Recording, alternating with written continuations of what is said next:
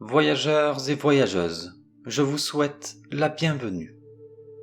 Lors de notre dernière rencontre, Samy et Tanuk venaient de rejoindre le Cerima après une inspection surprise de la compagnie indépendante Soletoile sur Taro du Inde, à la recherche d'Alpha-Raël.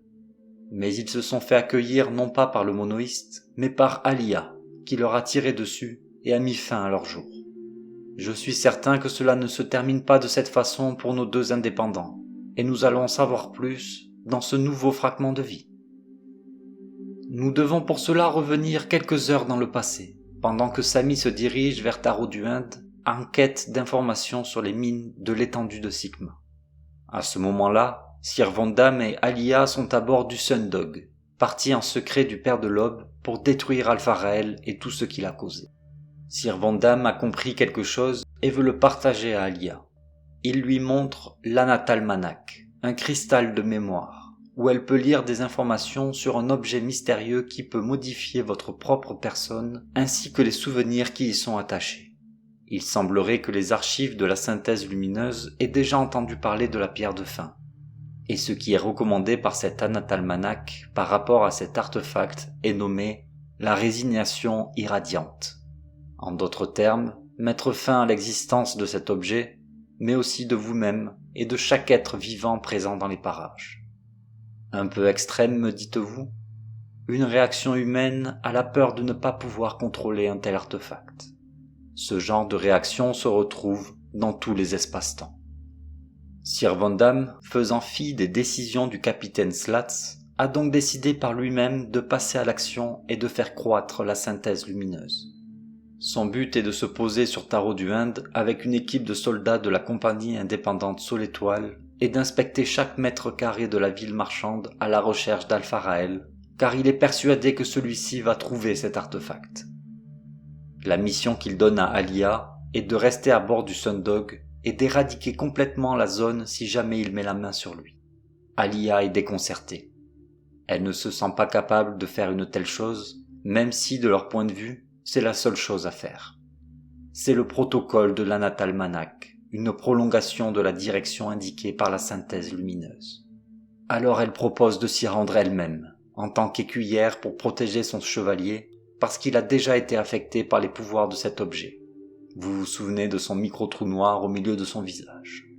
Elle lui explique son plan, mais ne dit pas qu'elle compte se sacrifier, sinon son chevalier ne la laissera jamais partir. Elle tient à être à la hauteur de son rôle et à rendre fier son mentor.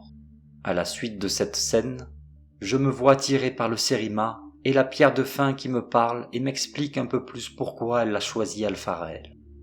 Alors que celui-ci rêve d'un plongeon vers Sotera où il rejoindra sa sœur jumelle Raphaëla, l'artefact m'explique que ce jumelage est l'une des clés de compréhension. Le fait que sa jumelle ait fait le plongeon vers la prochaine éternité a rendu Alpha-Raël plus puissant dans son rapport à Inevita, ce qui survit à la fin des temps, comme elle le dit. Il devient un jumeau de l'inévitabilité, fragile et proche de la divinité. Quand je lui demande si elle vient de cette fin des temps promise, elle refuse de répondre. Pour un caillou, je la trouve facétieuse. Elle préfère m'expliquer plus en détail ce qu'elle est capable de faire en prenant exemple les caves irradiées auparavant. Pour reprendre ses propos, j'ai préservé le présent, des caves en armure sur le pont du Cerima, mais changé le passé, la trajectoire de chute du Hoplite et donc sa radiation. Ainsi, les caves sont arrivées au Cerima comme des cadavres ambulants et non comme des geôliers. Enfin, une explication concrète des pouvoirs de la pierre de fin. Cela permet d'expliquer pas mal de choses, n'est-ce pas ? Après un court échange, elle permet à Alpha-Raël de se réveiller, hors de sa cellule de stase. Ce dernier n'y croit pas. Il est vivant. Il se relève et observe le trou dans sa main. Un trou perçant de part en part sa paume et en forme de spirale, donnant l'impression qu'il tourbillonne doucement. Il regarde autour de lui et comprend qu'il est dans un sas de sécurité du Cerima. Il aperçoit aussi à l'extérieur un vaisseau Soletoile. Il comprend vite qu'ils sont là pour lui, mais il est coincé ici. Le capitaine Samy a laissé un mot pour lui expliquer la situation. Alpha-Raël ne veut pas rester coincé, il veut vivre, il doit sortir de ce sas. En regardant de nouveau à travers le trou de sa main, il se rend compte qu'il peut changer le focus de sa vision. La surface du sas, le mécanisme de fermeture et même le couloir juste derrière. Désorientant, mais il fera avec. L'idée qui lui vient peut paraître folle, mais quand on a traversé les épreuves que le jeune monoïste vient de traverser, peut-être que ce n'est pas si fou. Il tente de passer son index gauche à travers le trou de sa main droite, lui permettant d'atteindre le couloir à l'extérieur du sas et donc d'activer les interrupteurs du sas, défiant au passage les lois connues de la physique. Le voilà libre et titubant. Il se dirige vers le caisson de stase.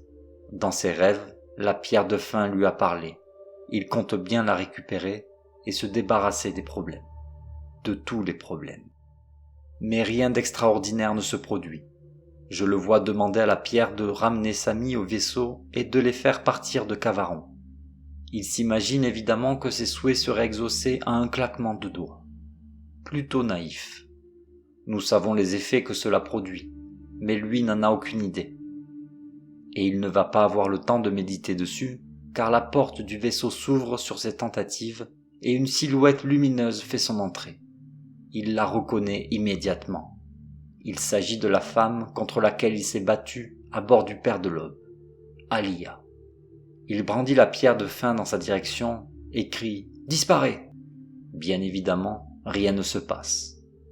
Il tente alors de s'enfuir, mais Alia le paralyse à l'aide d'une décharge électrique de son gladiateur. Je m'attendais à ce qu'elle le tue sur place, mais la jeune écuyère a apparemment d'autres plans. Plans qu'elle va expliquer à Alpha-Raël. Elle veut que le monoïste utilise la pierre pour changer le passé et faire en sorte que Sir Vondaam ne soit pas touché par le sécar qu'il lui a lancé. Cela permettrait au chevalier de ne pas se sentir comme un blasphème. Il prendra donc de meilleures décisions et cela éviterait que des milliers de caves ne meurent sous un bombardement sous l'étoile. Elle est prête à se sacrifier pour ça. Alpha-Raël ne peut pas s'exprimer, cloué au sol par le choc électrique. Mais il a parfaitement conscience que son seul moyen de survie est de faire ce qu'elle dit. Mais il n'a aucune idée de comment l'artefact fonctionne. Je peux entendre les communications qu'Alia reçoit dans son casque. Les caves ont pris d'assaut les bases sous l'étoile, et les chevaliers solaires répondent ardemment. C'est le chaos là-bas. Au milieu de tout ça, Sir Vondaam contacte Alia lui demandant un rapport. Pendant qu'elle lui explique la situation et le plan qu'elle lui a caché, Alpha-Raël parvient à ramper à l'écart de l'écuyère. Elle garde un œil sur lui tout en demandant à Sir Vondaam d'appliquer le protocole et de tout faire sauter. C'est à ce moment que son radar détecte 2 signaux de chaleur se rapprochant rapidement de sa position. Elle se lève et attend quelques instants que ces 2 intrus pénètrent à l'intérieur du Sérima et leur tire dessus sans hésitation. L'humain d'abord qui s'effondre au sol, le cave ensuite alors que celui-ci essaye de ranimer son ami. Nous avons déjà assisté à cette scène, et je ressens d'autant plus les sentiments d'Alia. Même s'ils allaient mourir de toute façon, elle se sent vraiment affreusement mal de les avoir exécutés aussi sommairement. Cela lui donne envie de mourir, envahie par la culpabilité. Elle sent à ce moment une main l'agripper à la cheville. Elle baisse les yeux sur Alpha-Raël, qui est en train de se planter une seringue dans la main droite, elle-même accrochée au pied de l'écuyère. Puis elle sent une piqûre.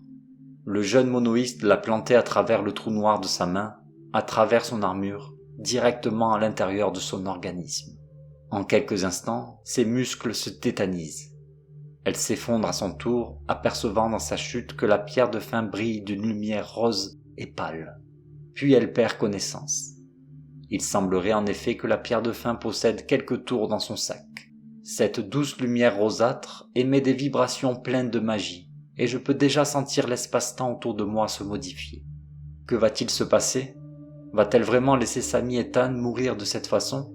Alia va-t-elle parvenir à s'échapper et à rejoindre son chevalier sur le Sundog ? Les réponses à ces questions seront très certainement dans le prochain fragment de vie.